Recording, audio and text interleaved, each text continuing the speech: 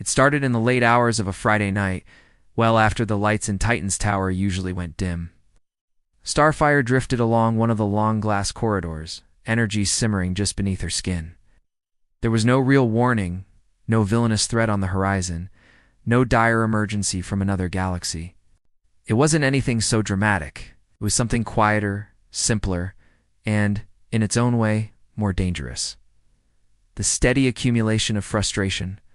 For months, she'd watched the others plan strategy, debate defense formations, decide missions. Robin with his careful blueprints, Raven with her cryptic suggestions, Cyborg at the console, Beast Boy bantering in the background. Always, it seemed, there was a command, Chinan's Starfire. More often than not was outside of it. She had asked patiently, over and over, to help lead. There had been promises. There had been shrugs. She'd been told she was valued. But words, after all, are not the same as trust. And tonight, the last slight, a quick dismissal of her proposal to investigate a possible threat at the harbor tipped the balance. She was tired of waiting. So, with the moon painting the bay silver outside, Starfire floated up and made her way to the main operations room. The Titans, Robin, Cyborg, Raven, Beast, boiled up surprised as she entered. She didn't yell. She didn't demand. She just declared, "I am not merely the backup. Tonight I lead." Robin was taken aback. Leadership had always been his thing. He stood, mouth pressed thin. "Starfire, we all have our strengths. That isn't how it works." Her eyes glowed green. A warning. Then perhaps it is time for change. They could have agreed, but pride forced a different path. Robin nodded once, always up for a challenge. "Fine. Leader versus team. Show us you're ready." Raven sighed. "This is dumb," she muttered, but didn't leave. Cyborg exchanged wary glances. Beast Boy grinned, momentarily forgetting the seriousness of the moment. How does a friendly rivalry turn intense? Very quickly, it turns out. They set rules: no permanent damage, no powers that could cripple. But as the makeshift training scenario began, both sides realized this was about more than tactics. Starfire ducked behind the console, then shot out in a beam of green energy, expertly weaving Raven's dark tendrils. Cyborg tried to trap her with an electrified net. She countered with raw, searing blasts that left the ceiling blackened.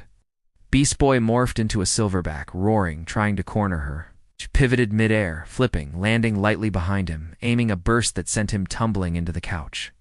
Laughter, but also tension. Robin, ever the strategist, waited, watched, and finally darted in, staff spinning. But Starfire was from a warrior culture.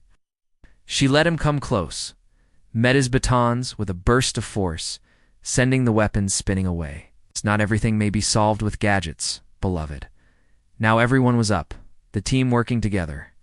Raven layered illusions, Cyborg recalibrated his sonic cannon, Beast Boy slithered as a boa around her ankles. She shook them off, working with the precision of someone who had trained every day for years to defend her home world. Several minutes they clashed. Beams, martial prowess, psychic shields.